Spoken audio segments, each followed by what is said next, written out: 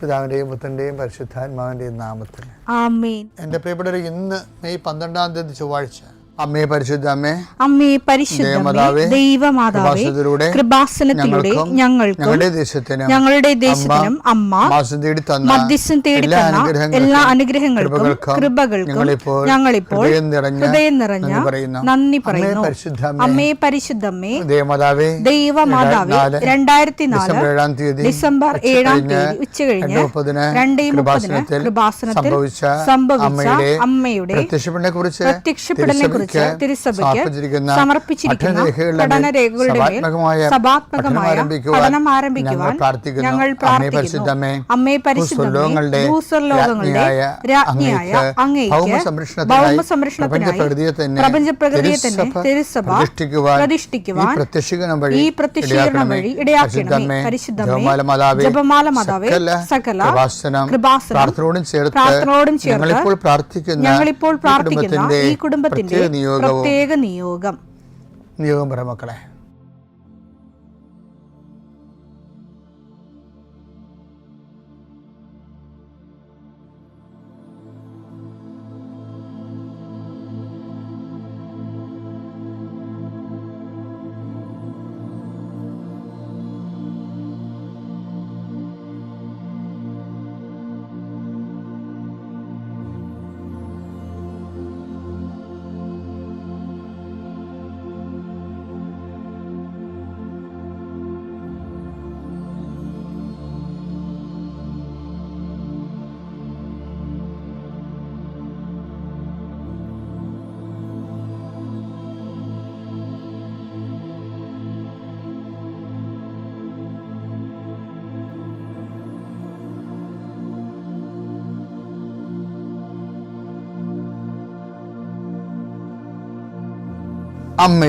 അമ്മയുടെ പ്രത്യക്ഷീകരണത്തിന്റെ ഈ അനുഗ്രഹവേളയിൽ ഞങ്ങൾക്ക് സാധിച്ചു തരുവാൻ കനിയണമേ. ആമേൻ. വിശ്വാസ പ്രമാണം. സർവശക്തനായ പിതാവും ആകാശത്തിന്റെയും ഭൂമിയുടെയും സൃഷ്ടാവുമായ ദൈവത്തിൽ ഞാൻ വിശ്വസിക്കുന്നു. അവിടുത്തെ ഏകപുത്രനും ഞങ്ങളുടെ കർത്താവുമായ ഈശോമിശിഹായിലും ഞാൻ വിശ്വസിക്കുന്നു. ഈ പുത്രൻ പരിശുദ്ധാത്മാവിനാൽ ഗർഭസ്ഥനായി കന്യകാമറിയത്തിൽ നിന്ന് പിറന്ന് പൊന്തിയോസ് പീലാത്തോസിന്റെ കാലത്ത് പീഡകൾ സഹിച്ച് കുരിശിൽ തറയ്ക്കപ്പെട്ട് മരിച്ച് അടക്കപ്പെട്ട് പാതാളങ്ങളിൽ ഇറങ്ങി മരിച്ചവരുടെ ഇടയിൽ നിന്ന് 3-ാം നാൾ ഉയർത്ത് സ്വർഗത്തിലേക്ക് എഴുന്നള്ളി സർവശക്തിയുള്ള പിതാവായ ദൈവത്തിന്റെ വലതുഭാഗത്തിരിക്കുന്നു. അവിടെ നിന്ന് ജീവിക്കുന്നവരെയും മരിച്ചവരെയും വിധിക്കുവാൻ വരുമെന്നും ഞാൻ വിശ്വസിക്കുന്നു. പരിശുദ്ധാത്മാവിലും ഞാൻ വിശ്വസിക്കുന്നു. വിശുദ്ധ കത്തോലിക്കാ സഭയിലും പുണ്യവാന്മാരുടെ ഐക്യത്തിലും പാപങ്ങളുടെ മോചനത്തിലും ശരീരത്തിന്റെ ഉയർപ്പിലും നിത്യമായ ജീവിതത്തിലും ഞാൻ വിശ്വസിക്കുന്നു. ആമേൻ. സുഖസ്ഥനായ ഞങ്ങളുടെ പിതാവേ, അങ്ങയുടെ നാമം പൂജിതമാകണമേ. അങ്ങയുടെ രാജ്യം വരണമേ. അങ്ങയുടെ തിരുമനസ് സ്വർഗത്തിലെ പോലെ ഭൂമിയിലും ആകണമേ. അന്നു വേണ്ടുന്ന ആഹാരം ഇന്ന് ഞങ്ങൾക്ക് തരണമേ. ഞങ്ങളോട് തെറ്റ് ചെയ്യുന്നവരോട് ഞങ്ങൾ ക്ഷമിക്കുന്നത് പോലെ ഞങ്ങളുടെ തെറ്റുകൾ ഞങ്ങളോടും ക്ഷമിക്കണമേ. ഞങ്ങളെ പ്രലോഭനത്തിൽ ഉൾപ്പെടുത്തരുതേ, തിന്മയിൽ ഞങ്ങൾ രക്ഷിക്കണമേ. ആമേൻ. നന്മ നിറഞ്ഞ മറിയമേ, സ്വസ്തി. കർത്താവ് അങ്ങയുടെ കൂടെ സ്ത്രീകളിൽ അങ്ങ് അനുഗ്രഹിക്കപ്പെട്ടവളാകുന്നു. അങ്ങയുടെ ഉദരത്തിൻ ഫലമായി ഈശോ അനുഗ്രഹിക്കപ്പെട്ടവനാകുന്നു. പരിശുദ്ധ മറിയമേ, തമ്പുരാന്റെ അമ്മേ, പാപികളായ ഞങ്ങൾക്ക് വേണ്ടി ഇപ്പോഴും ഞങ്ങളുടെ മരണസമയത്തും തമ്പുരാനോട് അപേക്ഷിക്കണമേ. ആമേൻ. കർത്താവേ, നിന്റെ ഉന്നതമായ നാമത്തിന് സ്തോത്രം ചെയ്യുന്നു. കർത്താവേ, നിന്റെ വിശുദ്ധ പൗരോഹിത്യത്തെ മഹത്വപ്പെടുത്തണമേ. കർത്താവെ, സഭയിലുള്ള സാന്നിധ്യം പ്രകടമാക്കണമേ. 40 വർഷം ഞാൻ അർപ്പിച്ച കൃപാനയുടെ യോഗ്യതയാണ്. കൃപാസ്ഥാനത്താറെ ജീവനോടെ പ്രത്യക്ഷപ്പെട്ട പരിശുദ്ധ അമ്മയുടെ മാധ്യസ്ഥത്തിലെ ഞാൻ മക്കളെ ആശീർവദിക്കുന്നു. ഈശോയെ, എവിടെയെങ്കിലും യാത്ര ചെയ്യുന്ന മുമ്പ് ഇതൊന്ന് കൂടിയിട്ട് പോണവരുണ്ട്. ഈശോയെ, അവർ മക്കളുടെ ഇന്നത്തെ മുഴുവൻ യാത്രകൾ ഞാൻ അങ്ങേക്ക് ഏൽപ്പിക്കുന്നു. അവരുടെ കണ്ണുനീര് ഉപ്പണം കർത്താവേ. അവർ പോകുന്ന ഇടങ്ങളിൽ നീ അവിടെ കൂടെ പോകണം. പലരും ഒറ്റക്കാണ്. പലരും അവർ ഒറ്റക്ക് പോയിട്ട് നടക്കാത്ത പല കാര്യങ്ങൾക്ക് വേണ്ടിയാണ് പോണത്. ഓഫീസിലായാലും കോളേജിലായാലും സ്കൂളിലായാലും പരീക്ഷയ്ക്കായാലും ജോലിക്കായാലും ഇൻ്റർവ്യൂവിനായാലും മറ്റ് റവന്യൂ ആയിട്ടുള്ള കാര്യങ്ങൾക്കായാലും കർത്താവേ, അങ്ങയുടെ മക്കൾ പോകുന്ന ഇടങ്ങളിലെല്ലാം I come with you wherever you go. മുഖത്തെ ആവേശപ്പെടുത്തുന്ന അങ്ങയുടെ അഭിഷേക വചനമാണ്. നീ എവിടെ പോയാലും ഞാൻ നിലകൊണ്ടാകും. കർത്താവെ, ഞങ്ങൾ ആഴമായത് വിശ്വസിച്ചുകൊണ്ട് കർത്താവ് ഈ മക്കൾ നിന്നെയും കൊണ്ടുപോകാൻ ഇടയാക്കണമേ. അമ്മേ പരിശുദ്ധമേ, സമയത്തിൻ്റെ അധികാരി സഞ്ചാരി മാതാവേ, അങ്ങയുടെ മക്കളുടെ കൂടെ സഞ്ചരിക്കണമെന്ന് പ്രാർത്ഥിക്കുന്നു. പിതാവും പുത്രനും പരിശുദ്ധാത്മാവായ സർവ്വേശ്വര എന്നേക്കും ആമേൻ. എൻ്റെ പ്രിയപ്പെട്ടവരെ,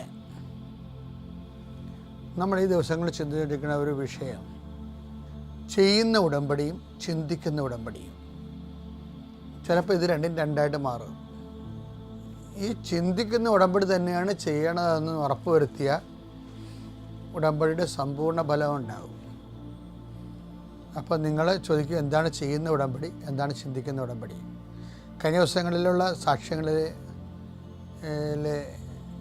നല്ല സാക്ഷ്യം, അതായത് രശ്മി തോമസിൻ്റെ സാക്ഷ്യത്തെക്കുറിച്ച് ഞാൻ ആദ്യവാഴ്ച പറയുന്നുണ്ട്. അതായത് ഇന്നത്തെ ധ്യാനം രശ്മി തോമസിൻ്റെ സാക്ഷ്യമാണ്. അപ്പം രശ്മി തോമസിൻ്റെ സാക്ഷ്യത്തിൽ നിന്നാണ് ഈ ചെയ്യുന്ന ഉടമ്പടിയും ചിന്തിക്കുന്ന ഉടമ്പടിയും തമ്മിലുള്ള വ്യത്യാസം എന്താണെന്ന് അറിയണത്. നമ്മൾ ചിന്തിക്കുന്ന ഉടമ്പടി ആയിരിക്കത്തില്ല പലപ്പോഴും ചെയ്യുന്നത്. ഒരു വിഷയമുണ്ടായി, നമുക്കൊരു വിഷയമുണ്ടായി, ആ വിഷയം പരിഹരിക്കുന്നതിന് വേണ്ടി നമ്മൾ ദൈവത്തോട് ഒരു വാഗ്ദാനത്തിൽ ഏർപ്പെടുന്നു, അതിന് മാതാവിൻ്റെ മധ്യസ്ഥ യാചിക്കുന്നു. അപ്പം അതൊരു ചെയ്യുന്ന ഉടമ്പടിയാണ്. ഇനി ചിന്തിക്കുന്ന ഉടമ്പടി എന്ന് പറയുമ്പോൾ, ഇപ്പോൾ ഈ രശ്മി തോമസിൻ്റെ സാക്ഷ്യത്തിലെ അവരുടെ ഉടമ്പടിയും ജോലിയും ഒരുമിച്ച് പോകാത്തൊരവസ്ഥ വന്നു.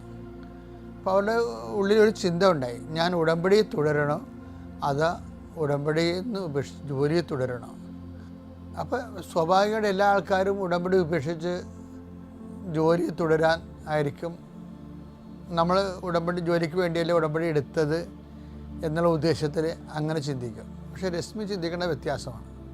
പക്ഷേ ഞാൻ ഉടമ്പടിയിൽ തുടരാൻ വേണ്ടിയാണ് ഉടമ്പടി എടുത്തത്, ജോലി എൻ്റെ ഇൻറ്റൻഷനിലൊരു കാര്യം മാത്രമാണ്. അപ്പോൾ ഉടമ്പടി ജോലിക്ക് വേണ്ടിയോ ജോലി ഉടമ്പടിക്ക് വേണ്ടിയോ? പണ്ട് ഒരു ഡിസ്പ്യൂട്ടില്ലായിരുന്ന, കല ജീവിതത്തിന് വേണ്ടിയാണോ, ജീവിതം കലയ്ക്ക് വേണ്ടിയാണോ എന്ന് ചോദിക്കുമ്പോൾ ജീവിതം തന്നെ കലയെന്ന് പറഞ്ഞത്. അപ്പോൾ ഉടമ്പടി തന്നെ ജീവിതം എന്നുള്ളൊരു കോൺസെപ്റ്റ് ഉണ്ട്. ചിലർക്കെങ്കിലും ആ ഒരു കോൺസെപ്റ്റ് വിജയിക്കുന്നുണ്ട് ഭയങ്കരമായിട്ട്. കാര്യം അവർ എന്തിനാണ് ഉടമ്പടി എടുത്തത്? ഉടമ്പടി ദൈവമായിട്ട് ജീവിക്കാൻ വേണ്ടിയാണ്. അതുകൊണ്ട് ഉടമ്പടിക്ക് വേണ്ടിയാണ് ജീവിതം ഉടമ്പടി ജീവിക്കാൻ വേണ്ടിയാണ്, ഉടമ്പടിക്ക് വേണ്ടിയാണ് ജീവിതം എന്നുള്ള ഐഡിയയിൽ എത്തിച്ചേർന്നിട്ട് ഉടമ്പടിക്ക് പ്രാധാന്യം കൊടുത്തിട്ട് ജീവിക്കുമ്പോഴാകുന്ന പ്രശ്നം, ഇവർ ഒരു റിട്ടയേർഡ് ഹാൻഡാണ്. അതായത് ഇവർ ഒരു പ്രവാസികൾ എന്തുമാത്രം കേരളത്തിൽ വരുന്നുണ്ട്. പലരും ജീവിതം കരിഞ്ഞു നിൽക്കണ പോലെയൊക്കെ തോന്നുന്നില്ല അവർക്ക്. പക്ഷെ അവരെല്ലാം ഉടമ്പടിയിലേക്ക് വരുമ്പോൾ ഉണ്ടാകുന്ന വ്യത്യാസം എന്താണ്? നമ്മുടെ പച്ചത്തിരിവ് പോലെ, അതുപോലെ തന്നെ കൂടാരത്തിലിരുന്ന അഹറോൻ്റെ കരിഞ്ഞ കമ്പ് പോലെ അത് ഇങ്ങനെ പച്ച ഇല വീശി പുതിയ ജീവിതമാണ് കിട്ടുന്നത്. ഇപ്പോൾ വണ്ടി ഓടിക്കാൻ പേടിയായിരുന്നു, ജോലിയില്ല, വീട് പഴയതായിരുന്നു. അപ്പോൾ എന്തെല്ലാം ഇവൾ ചോദിച്ചു അതെല്ലാം അമ്മ അവർക്ക് വളരെ നിമിഷം നേരം കൊണ്ട് കൊടുത്തു. പിന്നെ ഉടമ്പടി എന്ന് പറഞ്ഞ ഒരു അലാവുദ്ദീനും അൽപ്പത് വിളക്കും തമ്മിലുള്ള ഒരു മാജിക് പരിപാടിയൊന്നുമല്ല, മറിച്ച് കർത്താവിൻ്റെ വചനമുണ്ട്. ആ വചനത്തിൻ്റെ വാഗ്ദാന പൂർത്തീകരണമാണ്. നിങ്ങൾ എന്നിൽ വസിക്കുകയും എൻ്റെ വാക്കുകൾ നിങ്ങളിൽ നിലനിൽക്കുകയും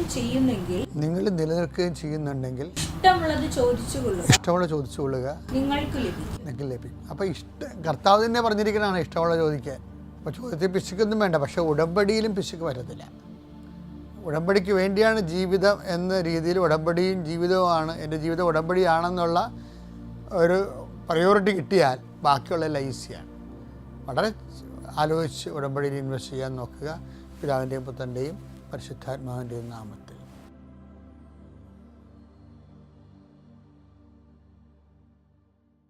അത്യപൂർവ ദൈവാനുഭവങ്ങൾ ഇനി നിങ്ങൾക്കും സ്വന്തം. ഈ യൂട്യൂബ് ചാനൽ ഇതുവരെ സബ്സ്ക്രൈബ് ചെയ്തിട്ടില്ലെങ്കിൽ ഇപ്പോൾ തന്നെ സബ്സ്ക്രൈബ് ചെയ്യുക. ഈ വീഡിയോ ഇപ്പോൾ തന്നെ നിങ്ങളുടെ സുഹൃത്തുക്കൾക്ക് ഷെയർ ചെയ്തുകൊണ്ട് കർത്താവിൻ്റെ പ്രേക്ഷിതരാകുക.